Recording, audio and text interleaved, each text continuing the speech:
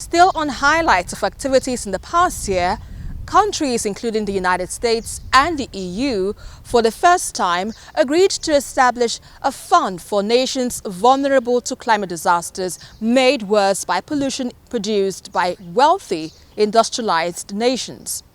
However, little or nothing was done to phase out fossil fuels, which are the biggest source of planet-warming emissions that are causing the climate crisis. Creating a specific fund for the loss and damage marked an important point of progress at the climate conferences in Sharm el-Sheikh. Governments also agreed to establish a transitional committee to make recommendations on how to operationalize both the new funding arrangements and the fund at the COP28 this year. New pledges totaling more than $230 million were made to the Adaptation Fund. And these pledges are expected to help many more vulnerable communities adapt to climate change through concrete adaptation solutions. I now invite the CMA to consider Sub-Item 6A, Report of the Adaptation Committee, and Sub-Item 6B, Review of the Progress, Effectiveness and Performance of the Adaptation Committee. The SAPSTA and the SBI were unable to conclude their consideration of these matters, and they were forwarded to the CMA for further guidance. I requested the SAPSTA chair, Tosi Panyu, to undertake further consultations which have resulted in the draft decision before us.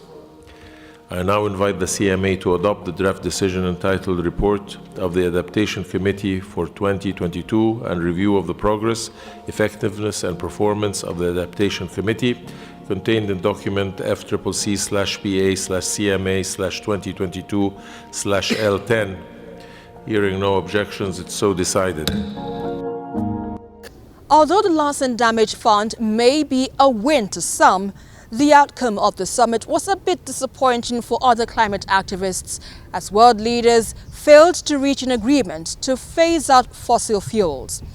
Environmental activist and director, Health of Mother Earth Foundation, Nemo Bassi, shared his thoughts on the outcome of the climate summit held in Egypt.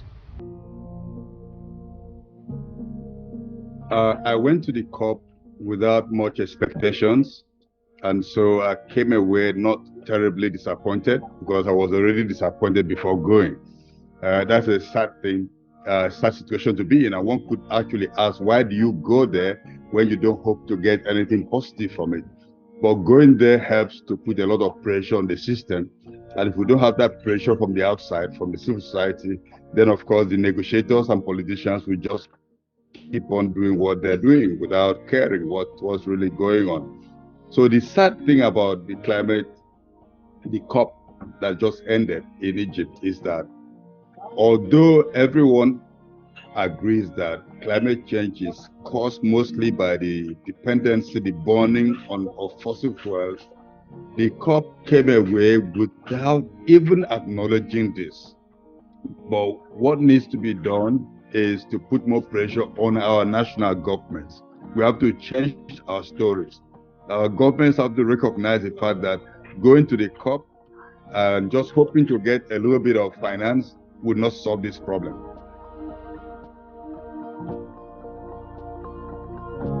Some nations had already started making pledges towards loss and damage. And we've seen before that even with the Green Climate Fund that set a target of $100 billion, the donations or contribution pledges by governments, the rich countries, have not added up to that amount. So that is still a fund that is not fully funded.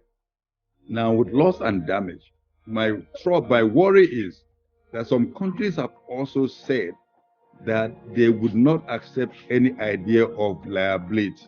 In other words, no, they don't want an idea that the loss and damage is being paid because they are liable. And they're afraid of lawsuits that could come up that will compel them to meet up their obligations due to the harm they've committed and they've inflicted on poorer, vulnerable nations.